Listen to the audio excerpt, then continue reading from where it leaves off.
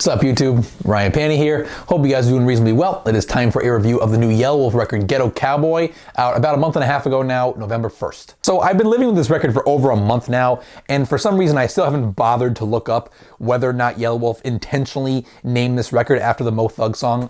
It just seemed to fit. That was my first inclination, because much like Bone Thug specifically in the 90s, one of Yelawolf's main calling cards as an MC is, of course, his speedy and dexterous flow, and that's perhaps best exemplified by his inclusion in the Tech 9 posse cut Worldwide Choppers, which featured all these double-time rappers from around the world. But of course, to stop at fast flow in summing up Yelawolf's contributions to music, that would be incredibly cheapening. This guy is, simply put, one of the most unique artists in hip-hop, and for the last 5 years in particular, he's just been in a lane all his own. Whether or not listeners have enjoyed traveling in that lane with him is, of course, in the eye of the beholder, but you can't deny it. Yelawolf's always had a real distinct voice and perspective, like even going back to his now classic Trump Music mixtape, which is like 10 years old now, where he was rapping about being from rural Alabama and being white trash and riding Harleys, and then when things do get violent, it's a Mossberg shotgun in the woods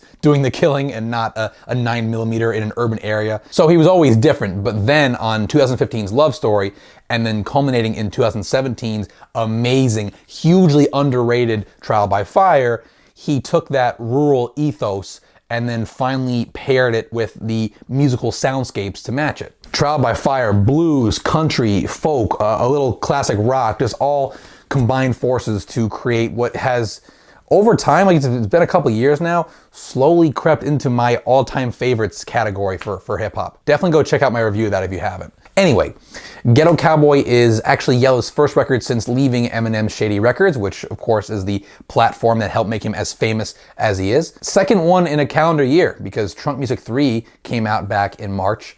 But as far as I'm concerned, these two records could have came out a fucking decade apart, because there's not really anything they have to do with each other. There's no connection, because Trump Music 3 was, as far as I'm concerned, a bit of a regression back towards more straightforward and traditional hip hop, a lot of party tracks, a lot of modern trap influenced production on that one. Whereas Ghetto Cowboy is the pendulum swinging back towards something that's, to me, a little more authentically Yelawolf. It's much more melodic, it's more genre fluid, it embraces some folky and some southern elements.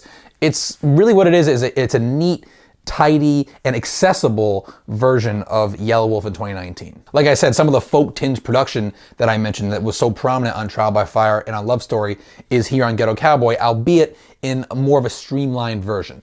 Like there's the single Opie Taylor, which is one of my favorite songs on the album. It's one of the most tuneful vocally, and it's probably got the catchiest beat on the whole record. It's just richly layered with these strummed acoustic guitars and electric guitars and this hard-hitting percussion ensemble, and of course that ridiculously irresistible whistled core melody in there. Renegades, another perfect example of what I'm talking about. It's actually a 3-year-old song. I remember back when I reviewed Hotel, which was an EP put out like 3 years ago, Renegades was on there, and man, it has only gotten better with age. I'm glad he included it here, because I bet a lot of people didn't give a fuck about that EP. I love those wistful, occasionally harmonized acoustic guitars on this song, gorgeous. I love the perfectly placed electric guitars in the chorus that have that ever so slight wah pedal effect. It's a little bit of that southern rock influence seeping in there. And I think the sung hook is one of Yelawolf's best, which that is a big thing that has always set Yelawolf apart artistically from a lot of his peers. Forget the whole outside of the box production thing. I'm talking about just his ability to sing his own hooks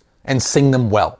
That has always set him apart, because it's what's able to give his albums, which are, they're hip hop albums at their core, but it's able to give them almost like a singer-songwriter vibe, where it's a complete thought from one songwriter, as opposed to a rapper rapping 16-bar verses alongside hooks that were written and performed by other people. There's a big difference there. Gives his album just a certain, again, it's almost like he's a singer-songwriter, but just he happens to utilize rapping as one of his tools of expression. And I would say that alongside Opie Taylor and Renegades, another favorite song of mine on here is the nostalgia-laced Lightning, which is the best example of Yelawolf delivering a really well-executed sung hook. So I still love those folky elements when they seep into his music. I still love hearing him sing his own hooks. Neither of those elements have changed really at all for me compared with Trial by Fire, but the one big distinction between this record and Trial by Fire is that there's also a lot of material on here that is just straight hip hop.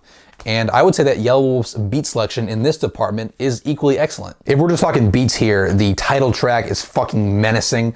The Southern Fried production on Country Rich, which I feel like would be something that Big Crit would rap over, doesn't it? That song's fantastic. Box Chevy 7, it pairs those bright synth arpeggios with this off-kilter kick drum that complements his flow very well. I also love Unnatural Born Killer, the production on that one. That song fucking slaps and has these almost rat-a-tat-esque harmonized guitars. I think in general that beat really matches the machismo of that song. In general, increasingly Yelawolf is an artist who really knows himself well and just has an ear. He really knows what he's gonna sound good over. And that goes for the folk-infused production over here, and that goes for the hip-hop stuff over here. In picking production, it just seems like he's really in touch with himself as an artist. My favorite beat and song on here is definitely Still Ridin'. I just think that when that hook kicks in with a thumping kick drum and those rock lead guitars and the scratches all just mixed together, it's absolutely electrifying. The stakes are high, but the Chevy's low. And you know what? All my other favorite songs on this album are all songs I've actually already complimented. I would just say Unnatural Born Killer, Box Chevy 7, which is probably one of the upper tier Box Chevy songs in my opinion.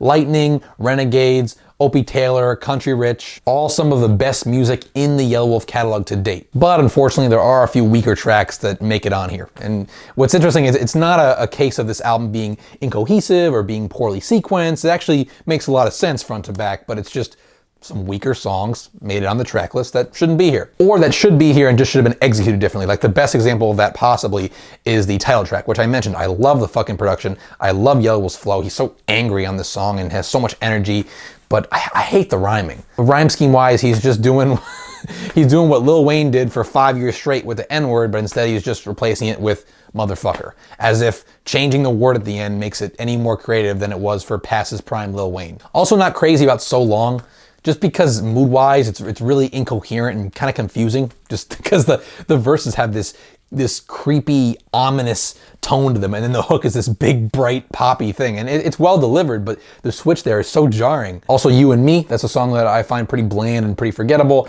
And there's Keep On Rollin', which is I guess the closest here we get to the love story sound, almost to a T. Really not into the Cub or Big Henry features on here. I know he's looking to big up some American artists, but that doesn't mean they're gonna fit on a song. Cool vocal harmonies in the chorus here though. Again, Yelawolf doing his thing on the hooks. I just think that actually Cub and Henry do have like the right voice quality for a song like this, but I just don't like the bars. The bars do nothing for me. In general, I think that it's fair to say and accurate to say that Ghetto Cowboy does not have the ambition and the diversity of Trial by Fire, which is fine, which is totally fine. But that does mean that every song has to be of a very similar quality or it's gonna be more noticeable because it's not quite as sprawling an album stylistically and there are just less places to hide. That being said, I think that Yelawolf's hip hop and non-hip-hop sides on this album are equally well represented. And I gotta say, again, Yelawolf's flow and inflections and almost cartoonish personality and anecdotes, they're absolutely impossible to mimic.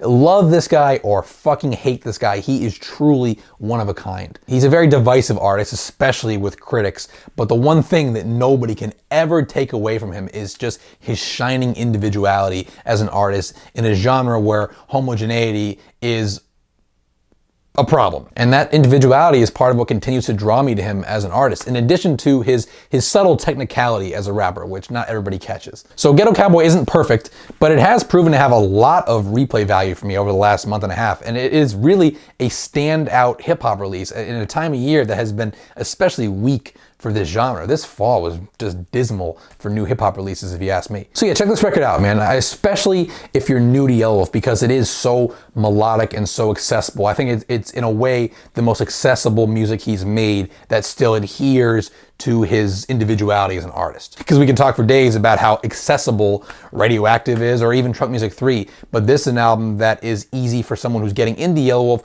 who's also curious about this country rap thing. Ghetto Cowboy gets a 7 out of 10 from me. As always, thank you so much for watching, guys. If you enjoyed this video and are not yet subscribed to my channel, please consider doing so by clicking right over here, as well as checking out any of the other music-related content that I publish here on a weekly basis. Really appreciate you watching, liking, disliking, just engaging in any fashion. Twitter, Instagram handle @RyanandPantyMusic. Again, thank you so much for watching, and I will see you guys soon.